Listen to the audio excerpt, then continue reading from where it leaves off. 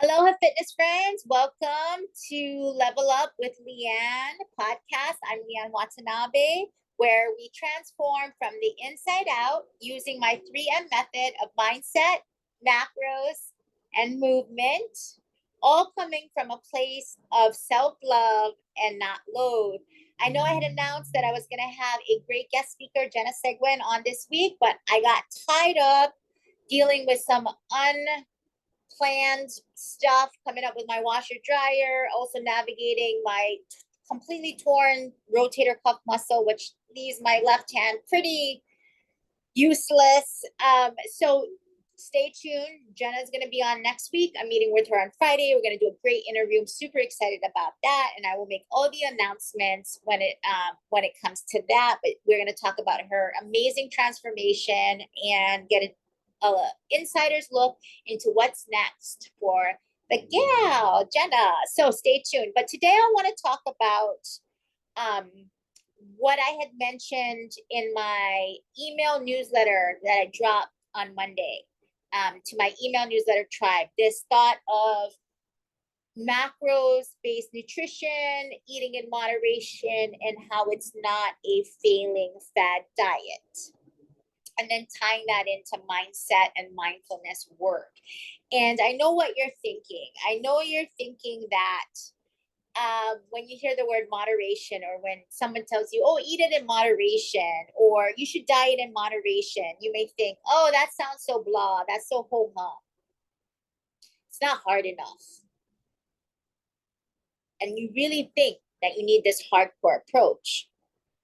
But the hardcore approaches, they don't work. I mean, we know this intuitively, right? We might lose a few pounds, feel good for a little while until we either plateau or we start gaining the weight back. And this happens because the approach is extreme and the method is not even close to something that we can do forever.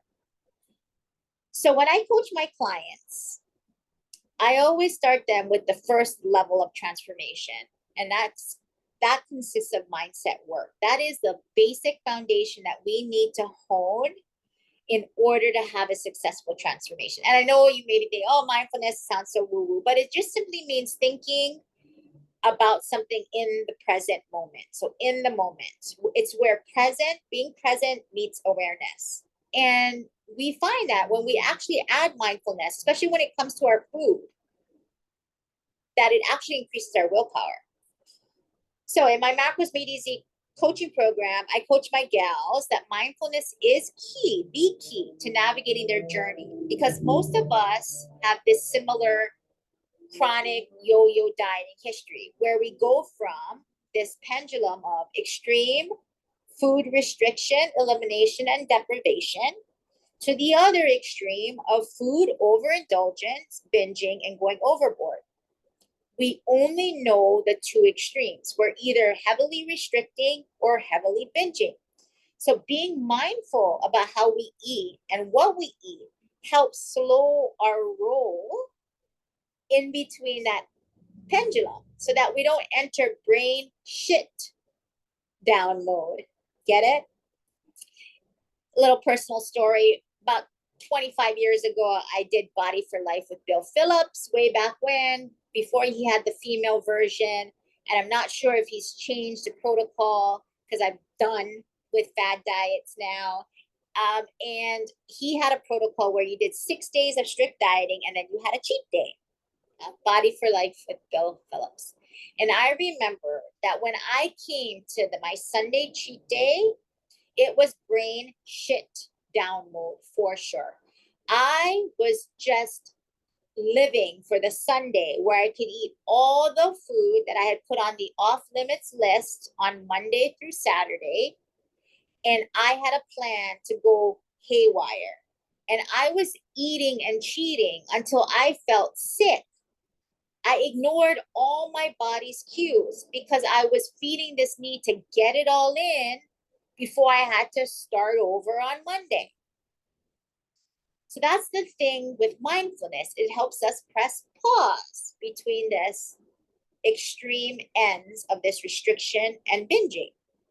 But the thing with mindfulness, right, is it takes time, it takes patience, and it takes a lot of practice. So I had mentioned to my email newsletter gang that, with anything we're trying to do, we need to start. You need to start, whether it's fitness, food, business, a self-development goal. It's all in your head and a dream unless you start to put action towards that thing. So if we start today, I want you to think about, if you fail, you get up again and you try tomorrow. Let's take our mindfulness practice with food, for example, because food is usually the hardest thing for people to wrangle or wrap their head around when it comes to specific body transformation or change, physique change goals, right? So let's take food, for example. I want to give you this simple two-part strategy on how you can start to hone mindfulness in around your eating. And if you fail, I want you to, again, get up and try tomorrow. We eat several times throughout the day, most of us. So you can try again with this practice, the strategy I'm going to give you on your next meal. But eventually, if you keep trying, 6 months from now, you're going to look back and you're going to be like, gee, things seem so much easier now than they used to. And that's how mindset switches work. You get started and you keep trying. So practicing mindfulness around your food is simply this: notice and name. Notice and name. Number one, you're going to notice and name your feelings in the moment, emotionally, when you are eating. So are you bored? Are you irritated? Are you annoyed, scared?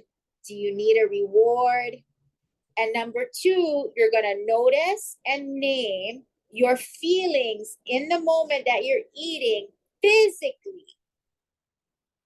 Are you hungry? Are you full? Are you craving something? Are you tired? So again, to recap, it's two-part of notice and name. Number one, around your meals, when you're eating, notice and name your feelings in the moment emotionally. And then number two, when you're eating, notice and name your feelings in the moment physically. So I told my email newsletter tribe to check today's Instagram, my Instagram main feed post, as I gave a real world example of this mindfulness practice of notice and name. So yesterday I had a 10K race. I've been doing it for the past couple of years with a personal goal of PRing, personal record, PBing, personal best, this race. And I was super stoked. I did. I came in about 56 minutes.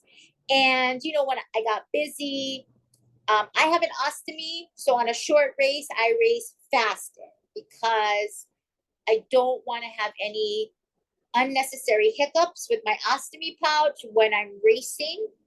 So I got home and I never had a meal plan for the day because I didn't have any groceries and I'm in maintenance. So I'm a little bit more lax with my pre-planning my macros in my app on the weekends. And when I got home, my intention was to eat, but I got tied up with some last minute things that needed my attention. And before I know it, it's 3 p.m. and I am hangry. I was like getting irritated with my husband. Everything was setting me off, but I had 0 meals planned and 0 groceries. Old version of Leanne would be like, F it. I had a great race. I PR'd. I did so good. I'm in maintenance. I'm going to go to this place we have here in Hawaii called Sweeties, and I'm going to have the Kahlua eggs Benedict, and I'm going to have the blueberry cream stuffed French toast, and I deserve it because I did so great on this race and all that. But did I freak out? Nope. Because although I didn't have a plan for that day, for yesterday, I did have 100% trust in myself to figure it out. even in this time of being hangry, because I'm practiced at it. I've had several years being in this exact place. So present day Leanne noticed and named my feelings emotionally and physically very quickly. It all happened within seconds, right? So I could very well disregard those initial head noise and thoughts that like, just go to Sweeties to get all those things because you did really good. Don't get me wrong. If I wanted Sweeties and all those things, I could have had it. I would have tracked it and it would have been fine and we could move on. Even if I was over my macros, no big deal, right? But I knew based upon my mindset practices with my food choices that in the moment, it was hunger first, causing all this inflated cravings. And that if I really went to Sweeties and I had all these things, would that really satiate me? No, it wouldn't. I would probably be hungry within like 90 minutes after, which usually happens to me when I eat restaurant or takeout, like more processed food. I'm like hungry right away. So what did I do? Right? It's 3 o'clock, all this head noise. I had a protein muffin and a protein shake before hitting Sam's Club, where I had my grocery list and I grabbed all this stuff and I made a yummy, luxurious, delicious surf and turf. A little bit of salmon, a little bit of ribeye. I had some shrimp. I had some potatoes and broccoli. And man, it hit the satisfaction factor that I needed that kept me super hit my protein goal. I was satisfied. I did not feel food FOMO, fear of missing out. And that is all what it's about, gang. It's about, these are the very tools I teach my clients in Macros Made Easy, because it all starts with mindfulness, right? Where being present meets awareness around our food choices and being able to differentiate, right? Notice and name our feelings emotionally and then physically. Because what do we know, right? Most times when we're not mindful, our food choices have nothing to do with our feelings physically. It's mostly stemming from our feelings emotionally. And that's what trips us up. So again, I hope this was helpful. I want you to try this strategy if you're macro curious, if you're not sure, if you come, maybe you're trying different diets and you haven't found one that's worked for you, because you feel like, you know, you keep doing it wrong or you keep failing at it. I want you to know though, right? Fad diets, they set us up for failure. And so many times when I did fad diets myself, I would blame myself. I would follow a very strict, rigid, extreme diet. And when I couldn't stick with it, I would tell myself I was lazy. I must not want it bad enough. I must not be disciplined enough. I must not be smart enough. I must not be destined to be successful at this. So it's so funny, right? As women, especially, that we turn it around. We're using a process that set us up for failure. And we go into it trying our best solid effort. And when we can't stick to it, we end up blaming ourselves. And that's why the fad diet industry has done an amazing job at just keep on brainwashing us with this ability, right? Like, here's an imperfect thing that you should be perfect on, right? As an end all reminder, nothing we do, food, fitness, mindset wise, is ever perfect. And that is why I love my 3M method, because I know this to be true. I guarantee this to be true. I put my good money on it to be true. That if you just get started with a little bit every day and you can build up this consistency, build up this evidence that you can do it and stick with it, that will build your confidence and that will have you getting in tune with not only how you think and how you operate, but how your body thinks and operates. And it all is tied into you having confidence in yourself to pivot, to make decisions, and having ultimate confidence in your body to know that what it needs and it'll do what it's supposed to do. So I am taking discovery calls this week for clients who are interested in my various LevelUp programs or my Macros Made Easy nutrition programs. I will put a link in the notes section here. Again, the best way to see if you like my vibe and coaching vibe is to check me out on Instagram. Sign up for my weekly 3M Method in a Minute newsletter, which drops every Monday.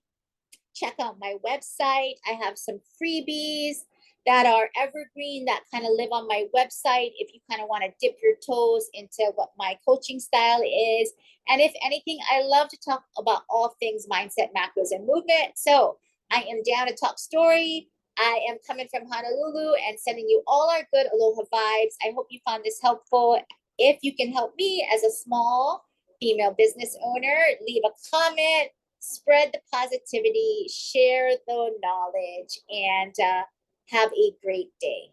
Take care. Aloha.